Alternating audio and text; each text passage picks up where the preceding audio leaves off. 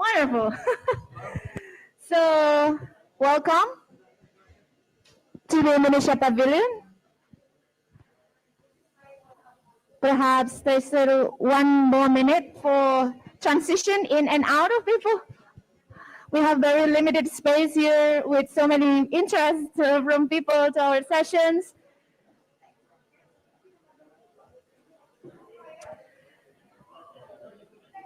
And I would like to invite all the participants who are still outside and wondering what session is this.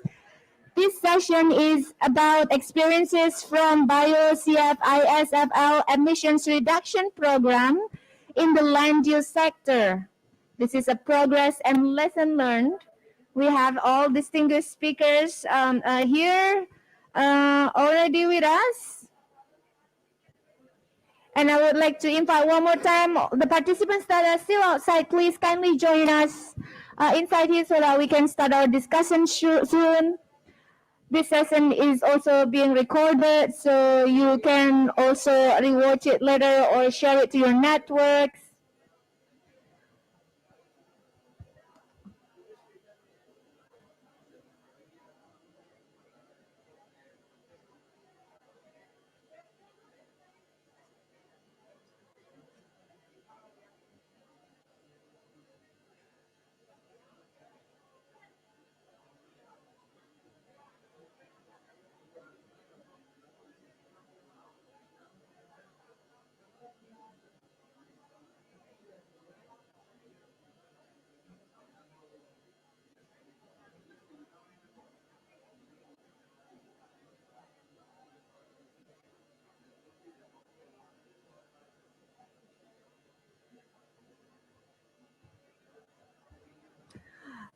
So may I say good evening? Is it already evening, yeah, or sunset?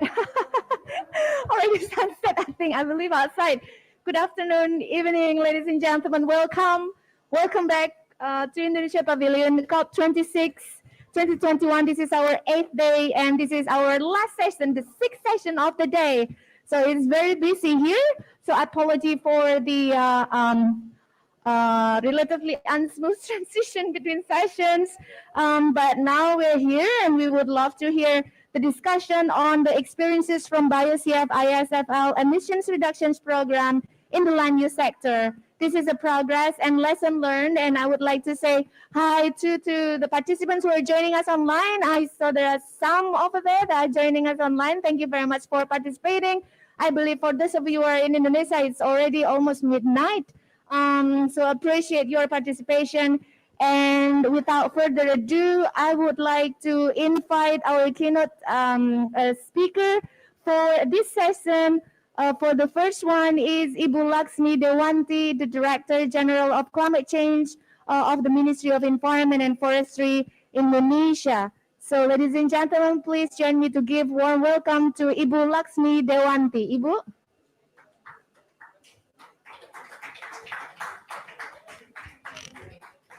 Thank you. Assalamualaikum warahmatullahi wabarakatuh. So, very good afternoon, here colleagues in Glasgow, and good morning, good evening, good day for colleagues around the world. So, allow me to deliver a very brief opening remarks. Distinguished guests, speakers, colleagues, ladies and gentlemen. Indeed, it is my pleasure of being here with you today, this afternoon, the very last session of today at the Indonesian pavilions. So we're gonna to have a workshop or discussions on insights and experiences from the Bio-CF-ISFL emission reductions program in land use sector, a progress and lesson learned. So distinguished colleagues, ladies and gentlemen, Indonesia ratified Paris Agreement back in 2016 and also have submitted the first NDC in the same year, 2016, and we just have submitted our updated NDC in this year, back in July. So in Indonesia, indices in the forest sector consists of reduced emissions from deforestation, reduced emission from forest degradation, land rehabilitations, and other activities, including the peatland restorations. So some of the activities actually are contributed to the REDD Plus program. To realize the full implementations of REDD Plus program, Indonesia since 2012 has been establishing all REDD Plus instruments under the Warsaw framework towards result-based payment phase, namely National Strategy, Forest Reference Emission Level or FREL, Forest Monitoring, Reporting and Verifications, MRV, National Registry System, Safeguard Information System for REDD, and as well as the finance instrument. So to accelerate the REDD implementation at subnational levels, Government of Indonesia, together with other countries like Colombia, Ethiopia, Mexico, and Zambia, supported by the World Bank, implement the Biocarbon Fund Initiative for Sustainable Forest Landscape or BioCF-ISFL program. This program, as we all know, promotes reducing greenhouse gas emission from land sector, including effort to reduce deforestation and forest degradation, sustainable agriculture, and as well as smarter land use planning policies and practices. The objective of today's workshop are to inform and to communicate the progress of REDD Plus through the BioCF-ISSL program at the international levels and share experiences and lessons learned from this program in country participants. So I believe the sharing information and experience will be benefit not only for the country participants, but also for other countries who also have the same or similar challenges in their effort in achieving their NDCs. So colleagues, ladies and gentlemen, to conclude, I just would like to wish you a very fruitful discussion and hope that this our today discussion will have a very useful deliberations and recommendation to enhance, design, and implement effective and efficient REDD policies and actions, especially in BioCF-ISSL program for achieving our NDCs target. So again, wish you a very best for the discussion and hope this dialogue will also strengthen our collaboration in the future. I thank you. Wassalamualaikum warahmatullahi wabarakatuh. Thank you. Yeah, terima kasih Bu Ami. Thank you very much. And ladies and gentlemen, for the next keynote speaker, I would like to invite Mr. Stephen Hammer from the Climate Policy Advisor, World Bank. Ladies and gentlemen, please join me to welcome Mr. Stephen Hammer.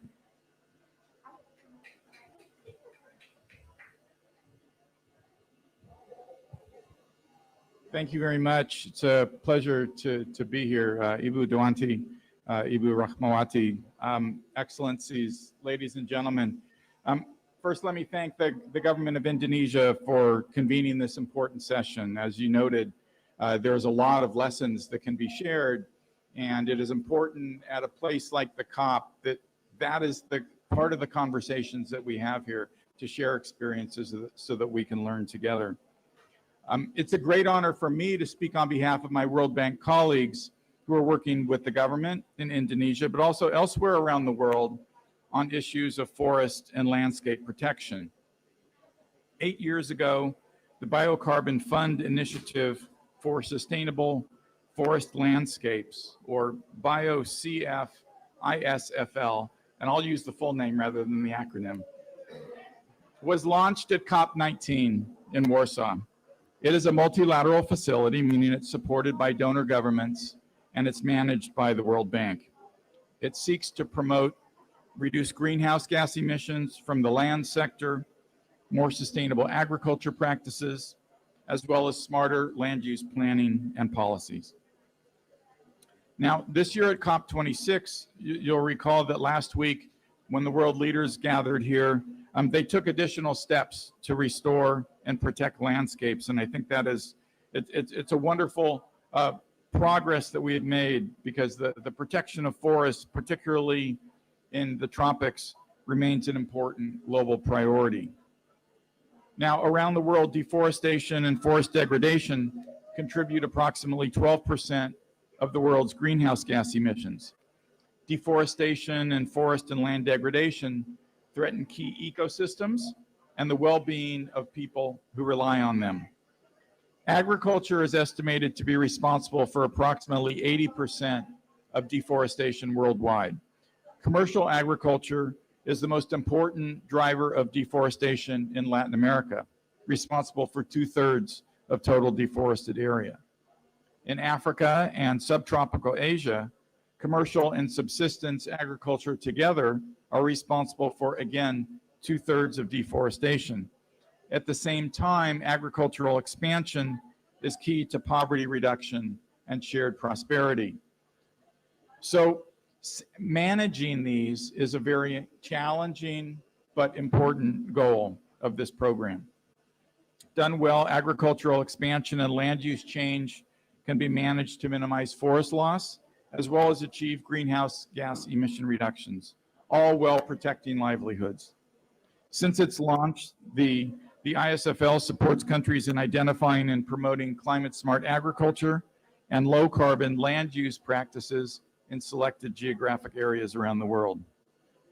The initiative includes a portfolio of place-based programs spread across a variety of geographies that are, but all focused on protecting forests, restoring degraded lands, enhancing agricultural productivity, and improving livelihoods and local environments.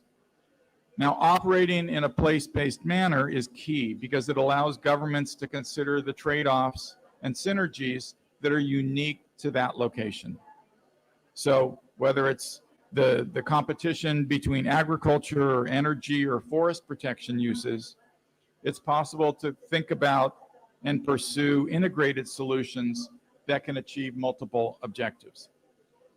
Let me share with you briefly a glimpse of the progress to date on ISFL projects in participating countries, and other speakers will deliver more comprehensive details. So in Indonesia, the World Bank is honored to be assisting the government to prepare and implement an emission reduction program in Jambi province, an area of critically important forests and biodiversity. Ultimately, the goal is to unlock $70 million US in results-based payments for the agreed upon emission reductions by 2026. In Mexico, the Strengthening Entrepreneurship in Productive Forest Landscapes project aims similarly to reduce 10 million tons of carbon dioxide equivalent by 2030. Private sector engagement is key to that particular program, promoting a collaboration between the public and private sector in rural areas of Mexico. In Zambia, the Integrated Forest Landscape Program seeks to reduce 6 million tons of emissions through activities that will be implemented by a consortium of local and national governments, the private sector, international agencies, NGOs, and CSOs, as well as through strong partnerships with local communities. ISFL in Colombia aims to catalyze sustainable development across the Orinoquia region through better land use planning, the integration of sustainable land use policies, the enforcement of existing laws and regulations, and capacity building. These efforts are expected to contribute to emission reductions equal to 10 million tons of carbon dioxide equivalent.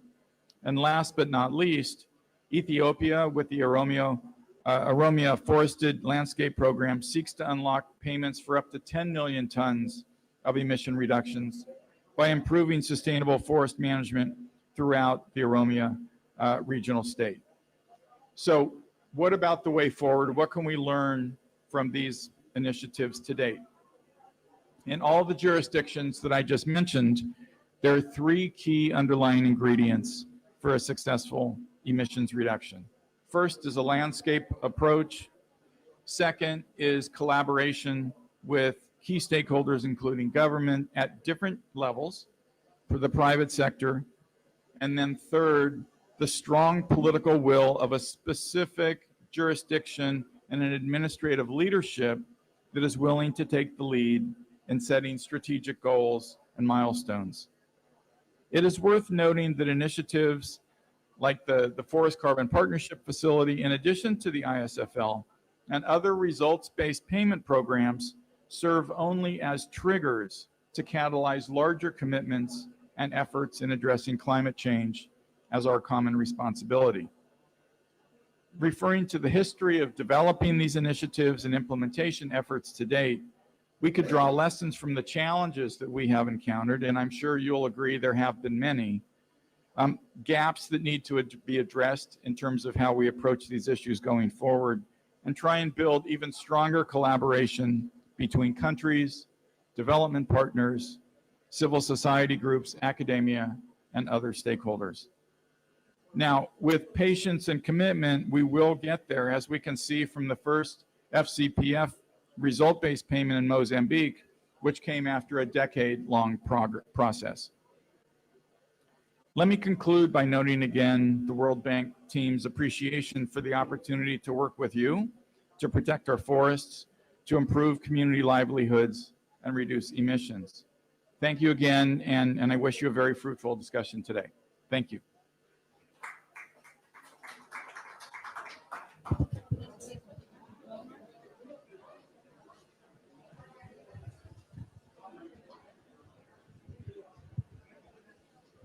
Thank you very much, Mr. Stephen Hammer. And then now I would like to invite our moderator, Dr. Nur Masripatin, the Senior Advisor to the Minister of Environment and Forestry. Ladies and gentlemen, please give a warm welcome to Ibu Nur Masripatin. Ibu, the stage is yours.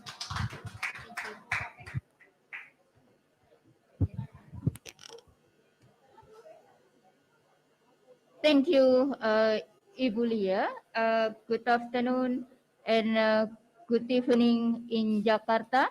So this is the time for us to listen the presentation, and then we have discussion later on, the experience and lesson from 4 countries who are under the program of Biocarbon Fund initiative for sustainable forest landscape. We will hear from each country how Indonesia, Colombia, Ethiopia, and Zambia design the program, and how is the process, the progress, and may also be the challenges, and how each country address the challenge. Before that, I would like to invite all speakers to join me here on the stage. So please, Ibu Emma from Indonesia, and Mr. Andrés Felipe from Colombia, and Mr. Sahaye Gonfa Nagase from Ethiopia, and our colleague from Zambia, Mr. Makumba, will join us virtually.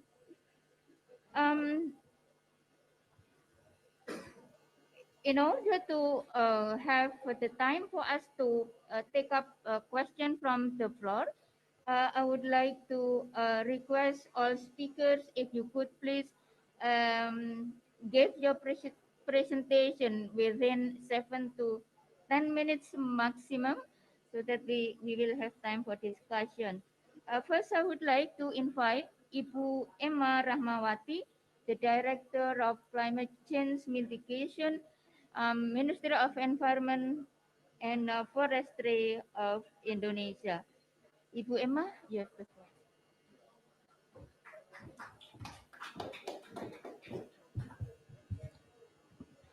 Thank you very much, Dr. Nur Masripatin. Assalamualaikum warahmatullahi wabarakatuh.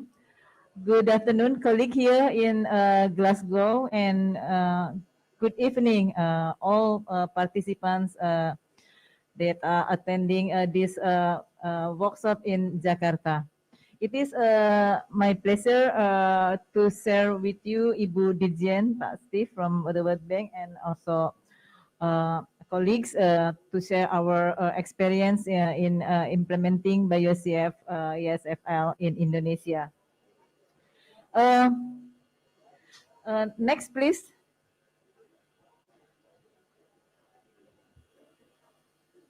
Oh.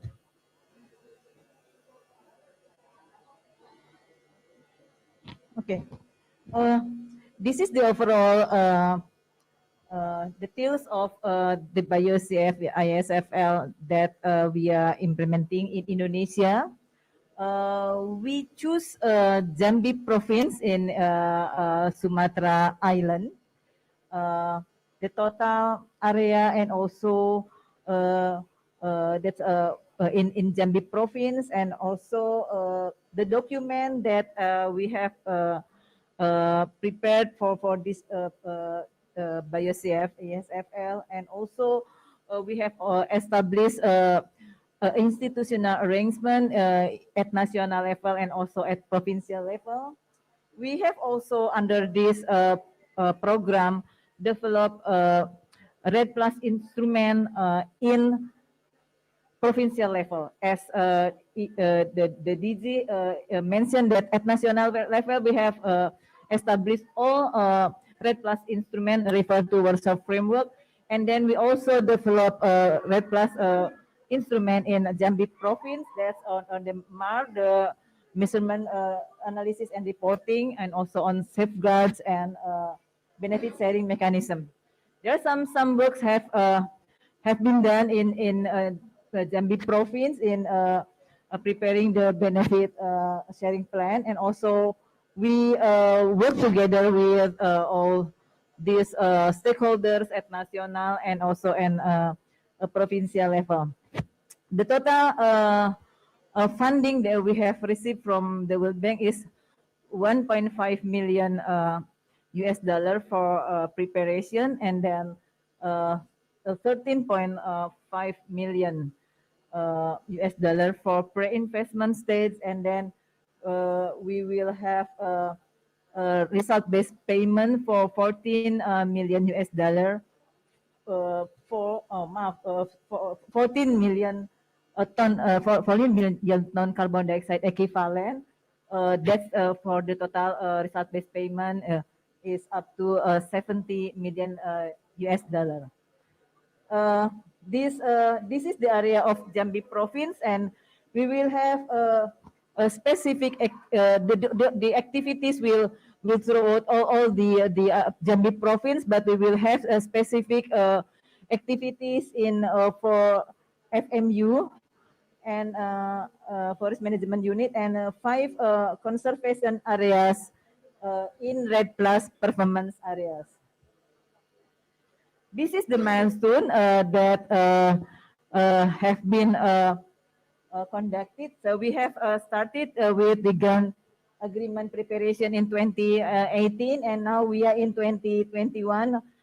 Just started the pre-investment stage just beginning of October, just last month, and then we are now in the preparation on finalization of ERPD, emission reduction project document, and then we are also in the process of preparing emission reduction payment agreement that we hope that we could receive this result-based payment soon after we could agree on the ERPA. This is the condition why we have selected Jambi. Jambi is one province in Indonesia that have very complex forest ecosystem. That it has mangrove peatlands, and then lowland forest, and also mountain forest. Jambi is also one of the deforested province Indonesia. This is the second deforested area, and then in this province there were a significant progress on REDD+ readiness before this process came into the process. and also strong commitment from all stakeholders for implementation of REDD+. And then, of course, in this province, there are some policies that have been established by the government of Jambi province. They have policies on zero burning management, conflict resolution, community-based social forestry, and then task force on REDD+ and social, on social forestry. So this is the output of the preparation stage. We have completed all document for preparation stage, but we are now in the process of pre-investment. There are some document we have we are going to prepare, and also for the ERPD, hopefully we could finalize it soon, and also the document for a benefits sharing mechanism, and also for safeguard. So on the project design, this is the detail how we could calculate the Ghg emission reduction from FOLU, from organic soil, also from agriculture. We use the data that from national level, and also from Jambi offices. And then, as we have identified the largest driver of emission in Jambi province, was from forestry and land use sector, with annual emission in 171.8 million ton carbon dioxide equivalent per year. And this is the details of the emission reduction in conservation areas and also in FMU areas. Just to give you this is the Jambi province, the areas of Jambi province. We can see here the green color is forested area, and then the orange color is degraded area, and then the yellow color is agricultural land. So there are still some areas with forested land. So budget allocation for its for pre-investment in total 13.5 million, and then this is the component. We have the components in this project with all specific allocated fund for its activity in its component. For REDD+ architecture development in Jambi province, so we have started to develop the monitoring system, and also we have for MAR system in Jambi for monitoring, analysis, and reporting. And then this is not only on forestry, but also for FOLU sector. And also we will include Ghg accounting and reporting, and also we conducted this accounting and reporting together with a benefit sharing plan. And also we in the process of preparation this mechanism, we involve all stakeholders, not only local government offices, but also the representative from non-government organization, and also universities. So this Jambi estimated Ghg emission reduction that we projected from this year to 2025. So the total potential for emission, the emission reduction is around 17 million, but we will propose for the RBP is only for 14 million. So this is the benefit sharing mechanism that we have prepared so far, that we have identification the benefit of the ER program, and also we have identified the beneficiaries, and also the determination of the benefit, allocation of the benefit, and also how we could also distribute this the benefit, and also how to use this benefit. And this is just to give you pictures on the safeguard milestones since 2019 up to this year. This is our activities this year on Ghg accounting, on benefit sharing mechanism, and also on safeguard and program design and financing. So this BioCF ISFL is supporting and also included into provincial development plan. So it's included in a medium-term development plan in Jambi province. So what are we going to do for next year is improving our GND accounting system in Jambi by having building capacity of all stakeholders, in particular local government offices and also universities. And also we would like to continue uncertainty analysis for Ghg accounting. This is also very important input to finalize our RPD document.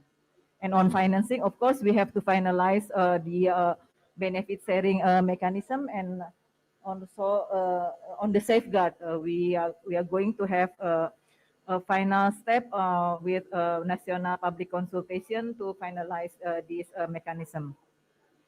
Okay, thank you very much. Assalamualaikum warahmatullahi wabarakatuh. Thank you, Ibu Emma, for sharing the process of BioCF ISFL in Indonesia that started in 2018, 4 years now, and where we are now, and also Indonesia will receive the result-based payment for the performance from 2021 to 2025. And next, I would like to invite Mr. Andrés Felipe Marmolejo, Head of Cooperation and International Affairs of Colombia.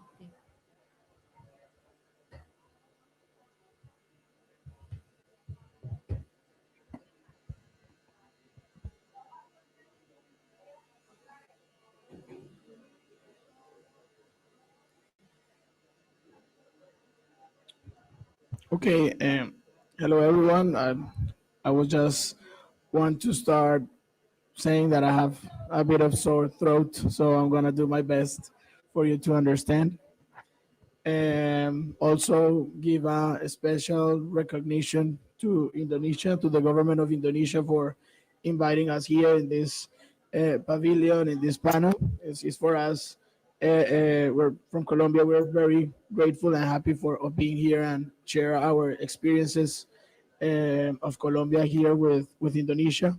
Also, a special appreciation to the World Bank for all the support that we have been receiving in this important project. And this is not my presentation.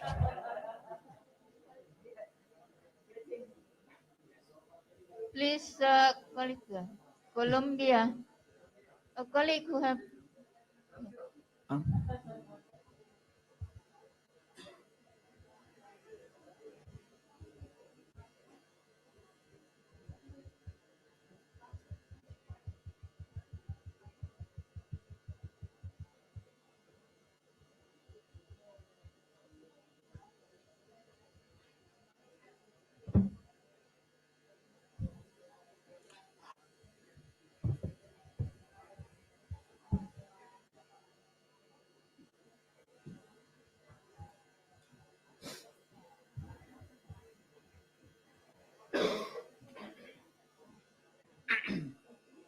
Yeah, that's one.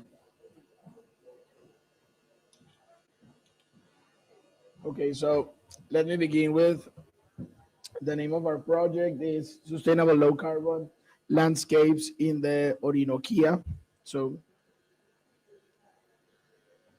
okay, first to begin, this is a project that is worked with a lot of institutions in Colombia with different sectors.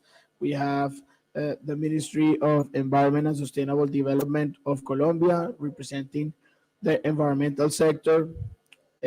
who's working with IDEAM, the institution that I work for. IDEAM is the Institute of Hydrology, Meteorology, and Environmental Studies of Colombia. Also, we have the Ministry of Agriculture working with us, as well as some other important institutions as the National Planning Department, and also the Presidential Cooperation Agency that is working for us, as well as having the other institutions, important institutions, where are the funders, the different embassies and governments that are working with us and that are giving this support for this project. So what is the objective of this project is to identify and develop alternatives that contribute to the improvement of the conditions for sustainable low carbon agricultural planning and production in the Colombian Orinoquia region. This is very important to mention, and is that for the agricultural sector and of course for the government of Colombia, this is a really important project due to the fact that this project will give us the framework to achieve agriculture carbon neutrality for 2050. This is part of the of our President Duque's goal. So this project is totally aligned with all the actions that the government is currently doing. So as well, we have here a short storyline or timeline of the project. We started by signing the agreement with the agreed donation between the government and the World Bank in 2018. After this, we have been implementing different activities since June of 2019, and we're hoping to finish all the activities for December of 2023. Just an important mention is that the governments that are sponsors of this project are Germany, United States, Norway, and the UK. Okay, so a short description of the Orinoquia region of Colombia. It's in the east part of Colombia. It's right next to the borders of Brazil and Venezuela. We are working in 4 departments in the country and 11 municipalities. The departments where we work is Arauca, Casanare, Meta, and Bichada.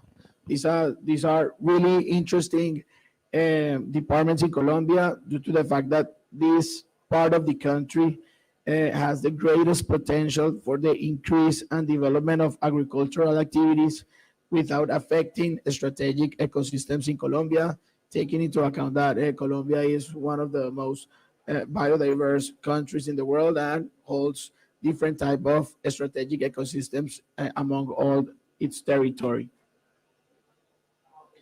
So the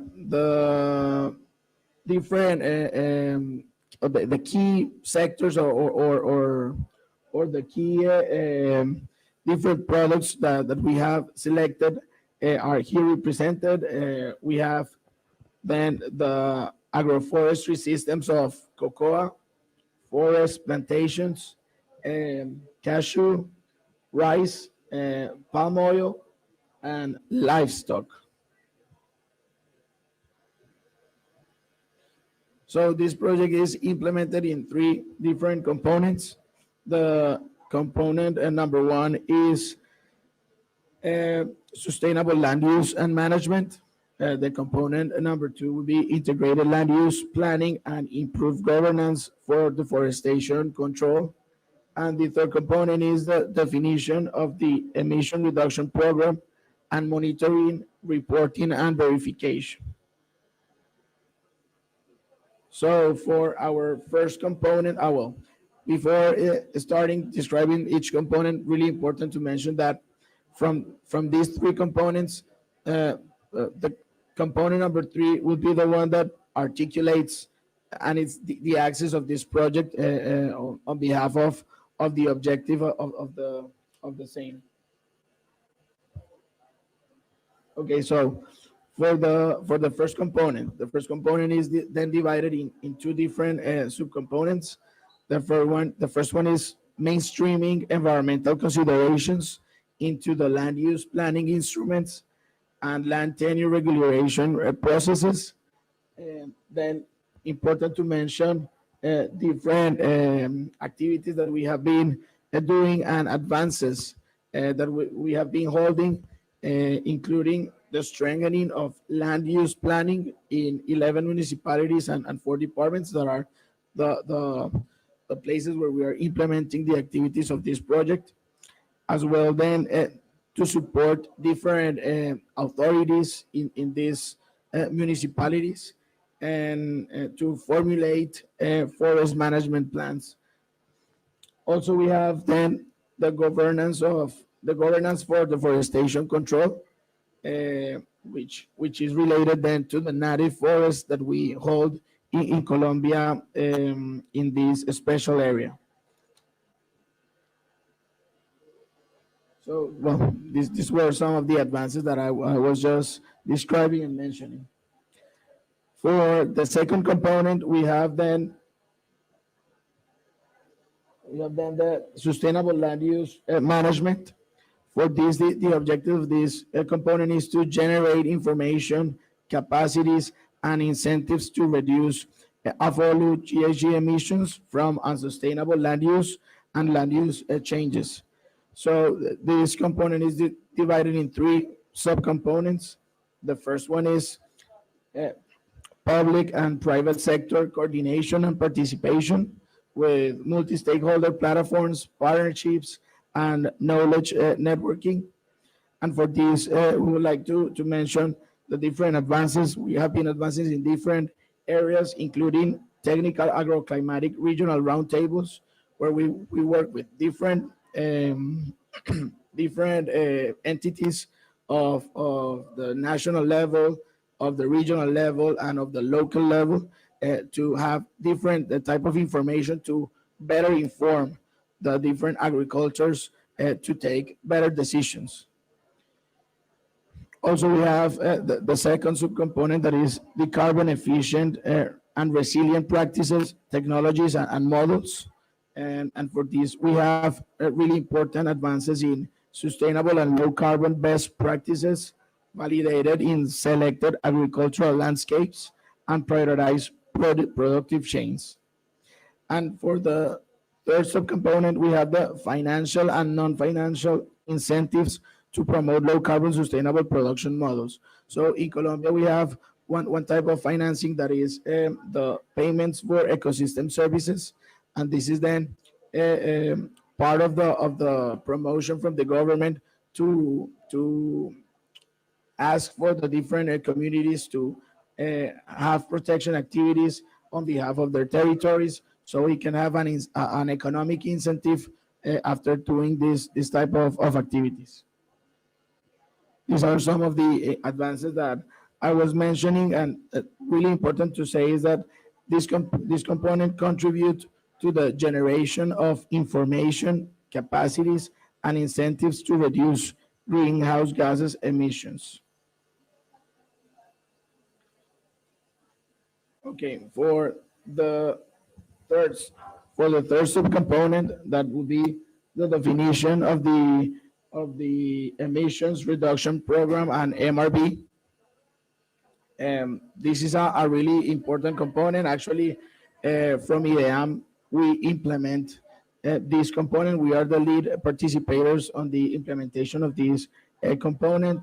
As the component says, is the definition of the emission reduction program and MRB, the activity that we do in this, and as an objective is to finance technical assistance for the preparation of the emissions reduction program and build institutional capacities and the conditions to meet the requirements related to the emission counts. So this is divided into different subcomponents, where we find the first one is development of national capacity for monitoring, notification, accounting, and verification of emissions and absorptions of the AFOLU sector.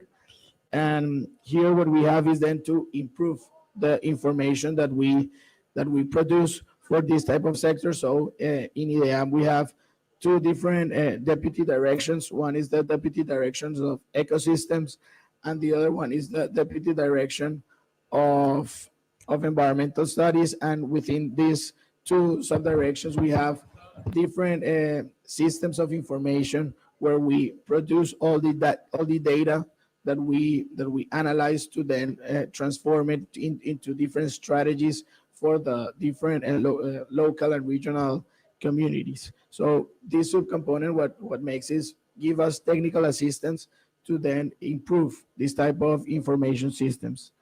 And also the second subcomponent is the preparation of the ERP and MRB, which then give us a really important message to give, and is that actually Colombia right now is on track in the design of this emission reduction program in the Orinoquia region. And this is due to the access of financial resources from the World Bank's Biocarbon Fund.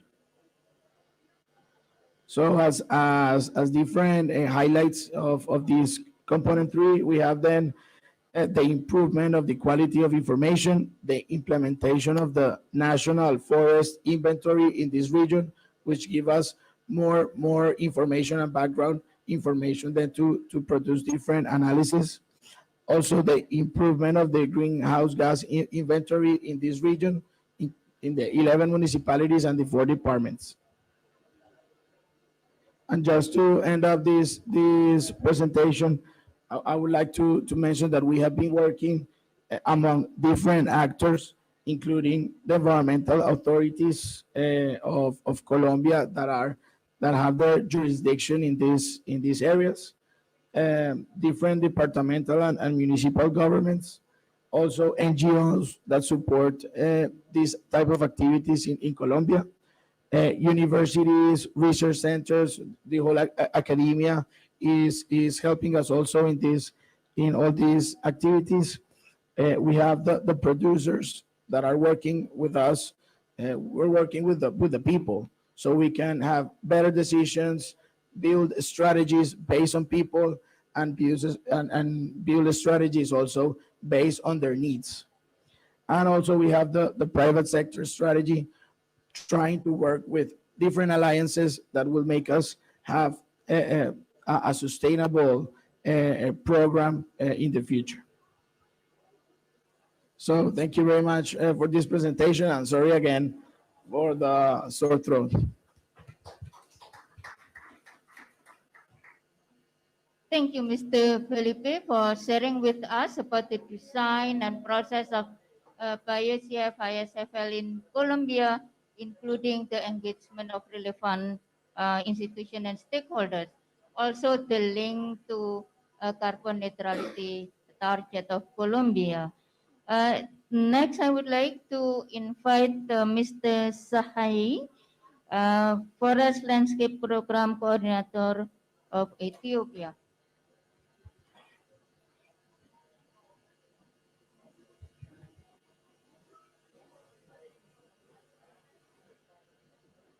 Yeah.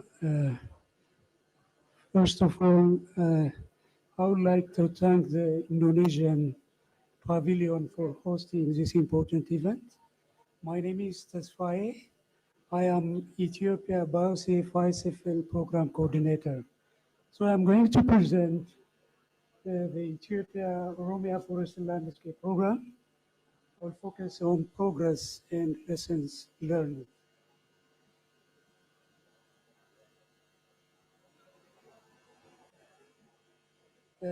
As a background, Ethiopia is one of the 5 ISFL program host countries. Ethiopia was the first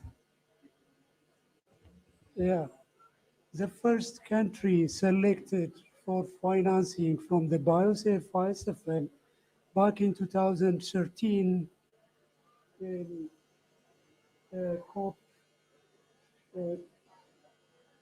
ISFL, as you know, provides grant and reserve-based financing to incentivize and sustain its host country programs impacting multiple sectors.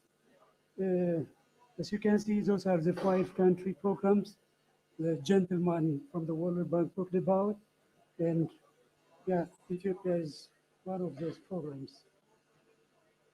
Just as a background, this is a map of Ethiopia. Ethiopia is located in the Horn of Africa, and the program is implemented in the Oromia regional states. Oromia is located in the center of Ethiopia, and Oromia is the largest regional state in Ethiopia.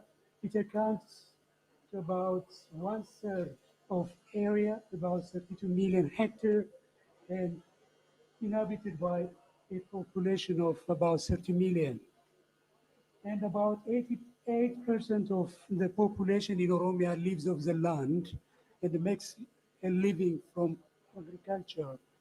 And unsustainable management of land resources, like in many other developing countries, poses a serious threat. Why the government of Ethiopia is concerned about sustainable management of the Oromia forest landscape? Oromia is home for the most productive rural landscapes in Ethiopia. As you can see, that is coffee arabica, which grows in the moist forests within Ethiopia, and those forests fall within world's 34 biodiversity hotspots, and it provides, water to the neighboring regions and to other regional states in the country. So Oromia forests maintain other important land use. Forest agriculture is the main land use. So the presence of the forest provides, forest ecosystem services. It ameliorates microclimate environment, and Ethiopian forests have high livelihood values, spices, coffee, honey, other non-timber forest products. OFLP, Oromia Forest Landscape Program, is well aligned with the national government development agendas. The first one is the climate resilient green economy strategy, and the second is the growth and transformation plan. Both strategies aim at achieving a middle-income country status by 2025, while maintaining the 2010 greenhouse gas emission level by 2010, and if it continues for the business of Cuba, it will head to 400 metric ton of CO2 emissions. So, if the country implements a climate resilient green economy strategy, the emissions will be, the net zero emission by 2030. So in Ethiopia, like most other developing countries, including, the Latin America, the land use sector alone is responsible for the majority of emissions. In Ethiopia, about 87% of the emissions comes from the land use. And from this, forestry accounts about 50% of the abatement potential. So as to the program milestone, we are well ahead of all the 5 biosafety and host country programs. We started program implementation in 2013. In 2013, the facility, the biosafety facility was established. In 2015, we started the project design, and the program design was conducted until 2017, and on March 2017, the grant agreement signed between the government of Ethiopia and the World Bank, and by December 2019, advanced draft emission reduction program document submitted to the World Bank, and by July 2021, ERPA signature is forthcoming. It says, but we are a little bit late on this one. It is going to be emission reduction purchase agreement with the World Bank will be signed very soon.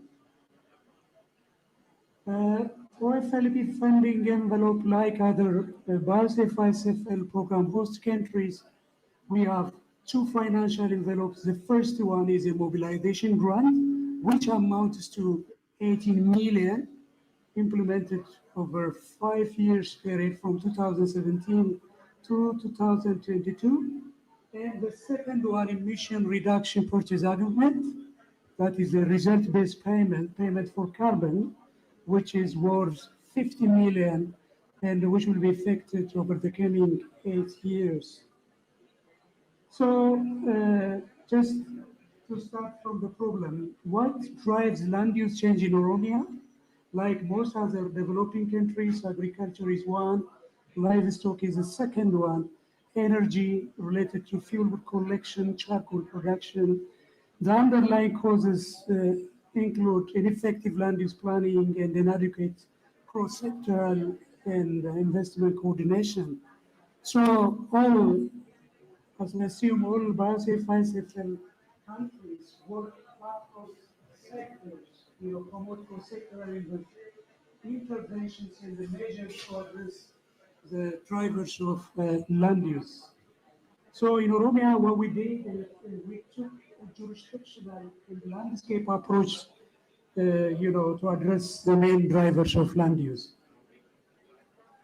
Just to come to specifics, as you can see, we do have direct drivers, primary and indirect causes of deforestation and forest degradation. Under primary direct drivers, we have agriculture, and as you can see, the interventions promoted by the program include forest management investment in deforestation hotspots, including participatory forest management, strengthening extension services in forest, agriculture, and household energy, coordination with other relevant initiatives. As to fuel wood, in Ethiopia, we use fuel wood for household energy.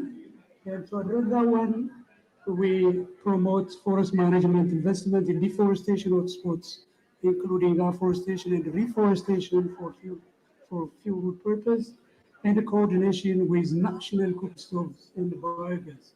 Inadequate primary indirect causes include the land use issue and the inadequate cross-sectoral coordination.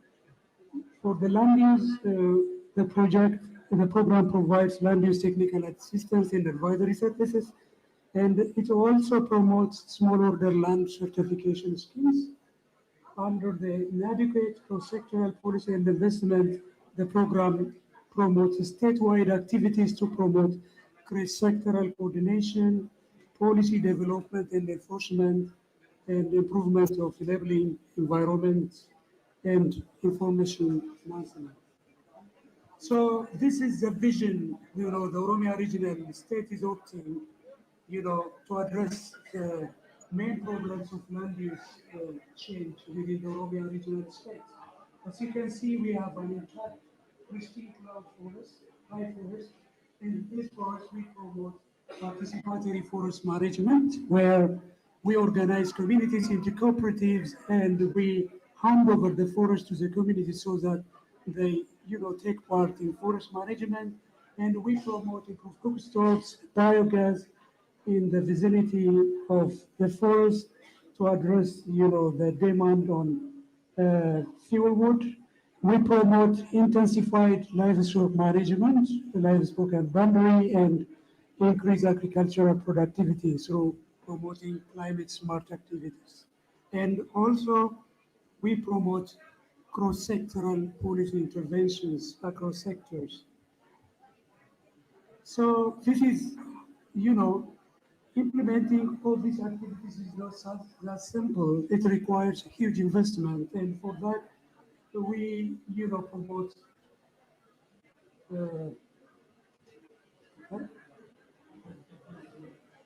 Yeah, sorry. Spark. Let's see, sorry. Is this not working? Yeah. Sorry, I'm just there. So we need a huge investment, and to scale up financing actions, we are, typically innovative model we follow up. We start the program implementation with 80 million mobilization grant, and we implement activities indicated below: coordination of investments, institutions, incentives, information, and the others. And also we promote some initial investment on the ground. And then when we do the project, we leverage, we'll unlock emission reduction payments from 50 million, which is committed by the World Bank. And the program will also be able to generate more emission reduction payments. And also there are different NGOs we work with. They can mobilize grants, and also the government is getting, grants to implement different programs. Those all will add up, to scale up integrated landscape management activities across the entire region within Oromia. This is, the activities implemented by the project grants. We have 3 components enabling investment. As you can see, those are indicated here, enabling environment, 5 components, and we have the result-based payment. I have already discussed most of them. Programs, key program activities progress. When you see the project, the program, hired integrated land use consulting firm contracted to provide technical assistance and advisory services to the Oromia regional state, technical assistance based on integrated land use plan knowledge gap, and statewide capacity on land use planning to relevant implementing sectors is ongoing. The other one on investment and extension, especially to undertake forest management activities, you need logistic, you need, manpower. So the project, availed those resources to help the successful implementation of the program. This is a community participatory forest management scheme we use to implement. We have 3 phases. We mobilize the communities, and then we plan the PFM process. We do forest resource assessment with the communities. We prepare management plan, and we organize the communities into cooperatives, and then we implement the forest management plan and the agreement. So this is an innovative, community-based forest management approach, and Ethiopia is leading on this. I'm just close to finalize forest. Another one, as to forest management, we've organized 52 forest cooperatives and handed over 175,000 hectares of natural forest, for the communities to manage. We established 75 cooperatives to manage 9,500 hectares of plantation forest. And in our program, livelihood support activities are an integral part. And as you can see, those are some illustrations of we are doing. The other one, we were, engaged in policy reforms with the program Mr. financing. If you could please skip And this one is the last one, the emission reduction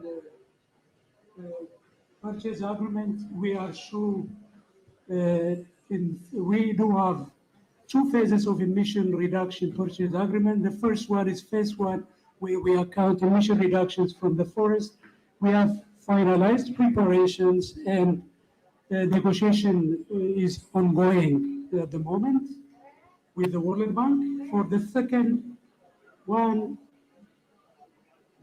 the phase 2, which includes emission reductions generated from the landscape, from the forest and agriculture. This is a bit far away, and the preparations are ongoing. So, sorry, this is how we do the emission reduction purchase agreement. The government of Ethiopia saves emission reduction credit to the World Bank. Lessons generated, only this slide. In order to implement a successful integrated land use landscape management program, cross-sectoral policy and investment coordination is required. A benefit sharing plan reflecting communities' interest is crucial. Packaging well-tailored livelihood activities upfront is very important. And learning by doing and adopting to change is very important because we were the first massive SFL coast countries. We started back in 2005. We haven't yet signed ERPA.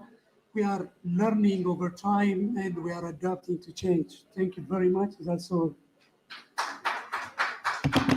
Yeah, thank you, Mr. Sahai, for sharing with us also design process, lessons learned being the first of BioCF SFL country. The last presentation will be delivered by Mr. Makumba, the Director of Forestry, Ministry of Green Economy and Environment of Zambia, to join virtually. So, Mr. Makumba, please. Good evening. Are you able to see my presentation? Yeah, we see your presentation. Thank you very much. And my name is Makumba Ignatius. I'm Director of Forestry in the Ministry of Green Economy and the Environment. And to begin with, I would want to thank the government of Indonesia for inviting us to share the experiences with regard to the Zambia Integrated Forest Landscape project being implemented in the eastern part of Zambia. Let's see. Okay, so the Zambia Integrated Forest Landscape project is being implemented in the eastern province of Zambia. This province has a population of about 1.7 million people, and most of them are actually affected by high poverty levels. And some of the major challenges which prompted the government to work with the World Bank and the other partners to implement this project was because of some of these issues which are highlighted here. These include major ongoing forest degradation, rapid deforestation for farming, inadequate community participation in forest management, wildlife management, and also land use planning, and unsustainable livelihood activities such as charcoal production, and also poor market access and value addition to most of the forest products and also agricultural products. Now, the Zambia Integrated Forest Landscape Project's main objective is to actually improve landscape management and increase environmental and economic benefits for targeted rural communities in the eastern province. The project is designed with two main components, and this is the enabling environment and also the livelihood and low carbon investments component. And then the enabling environment is supposed to prepare the country to actually come up with an agreement, the emission reductions purchase agreement with our partners. And then the livelihood and low carbon investments looks at how to get the communities involved in sustainable forest management, and also get the communities practice climate smart agriculture, among others. Now, the performance indicators of the project are that we would want to see forest area under sustainable management practices increased. We would want to see also agricultural area under climate smart agricultural practices, and would also want to see crop yield increase in terms of agricultural activities, and also the people in targeted communities with increased monetary and non-monetary benefits. This is percentage share of which are supposed to be women. Now, in terms of the support, we have, like I indicated, the enabling environment, and then we also have the program management and also the low carbon and livelihood investments.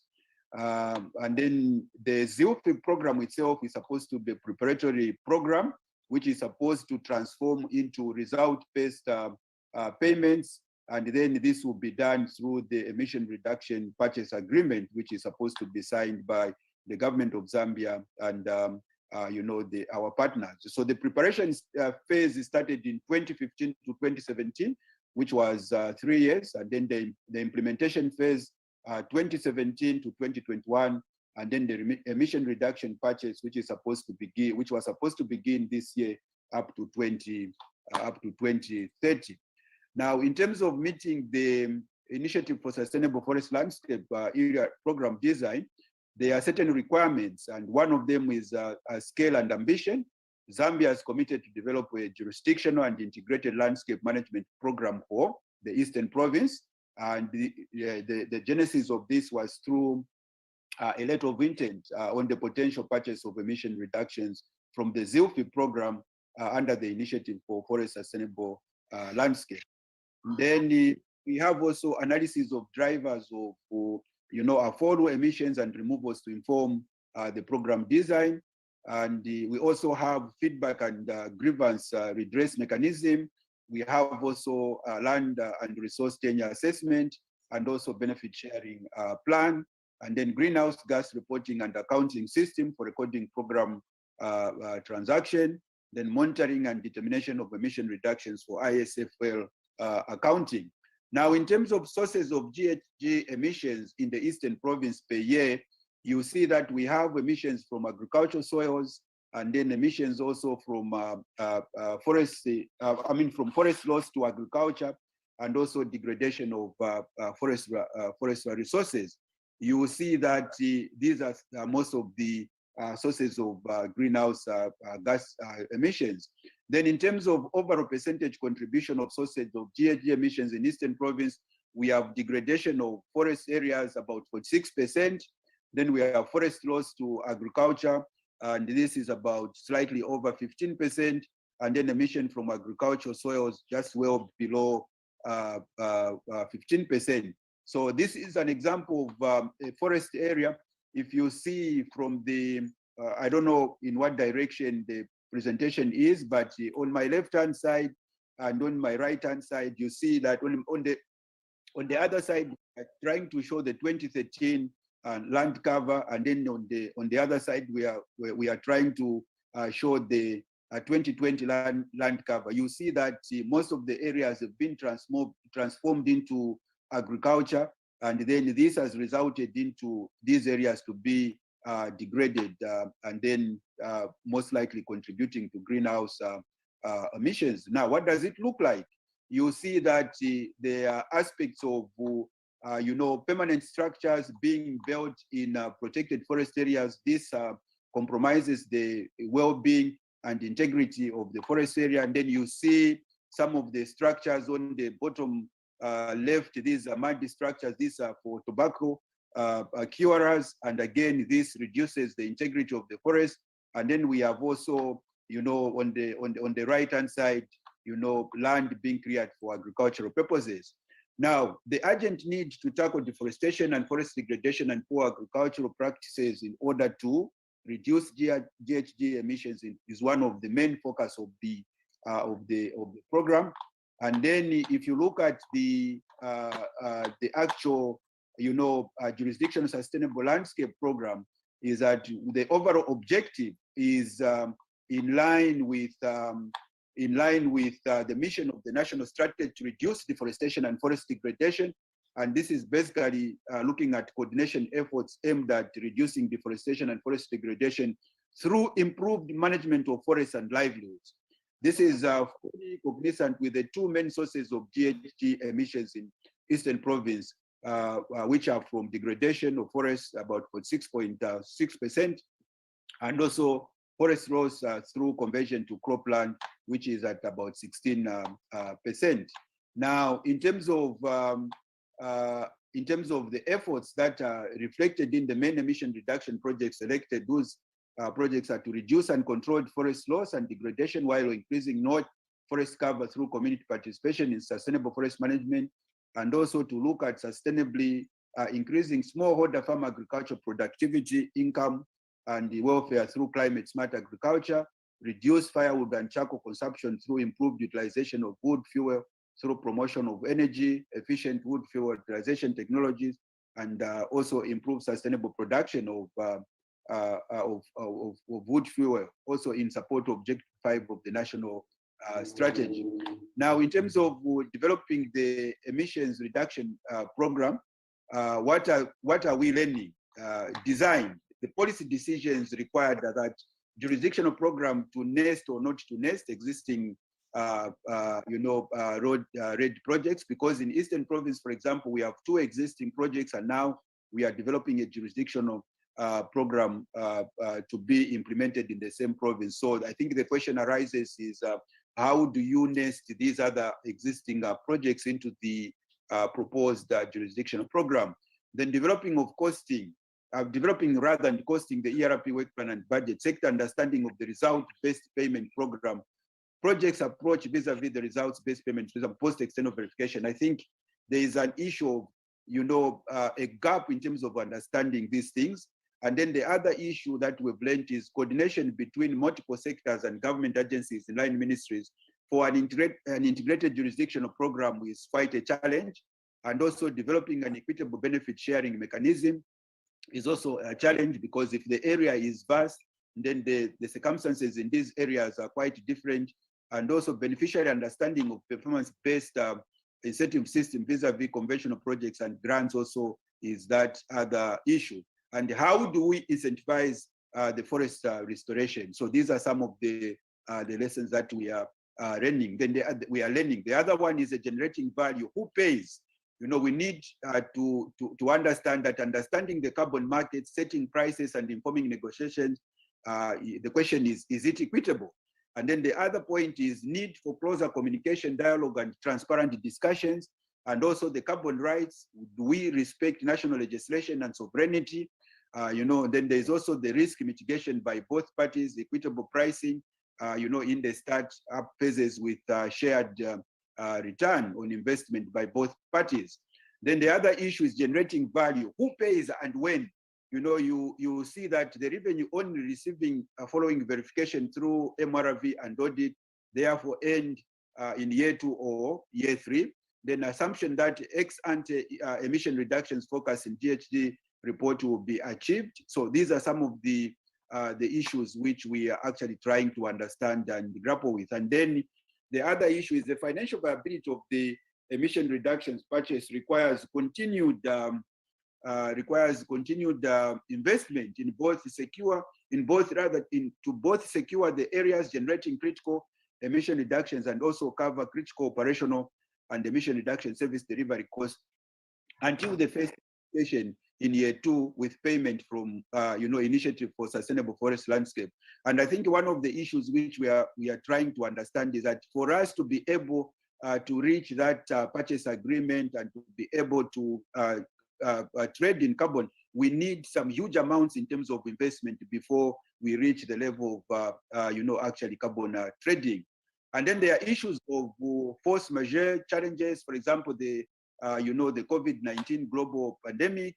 Then in conclusion, the expected outcomes of the emission reduction purchase will be to reduce emissions in Eastern Province while also strengthening sustainable land and forest management practices and creating increased incomes and resilience of local communities. Because when you increase local community income, the tendency is that they will desist from going out there, exploiting, forest resources, without consideration the well-being of the forest resources. And then the ERP is also expected to attract interest, investment, and access to climate financing, and also voluntary markets, including the private sector.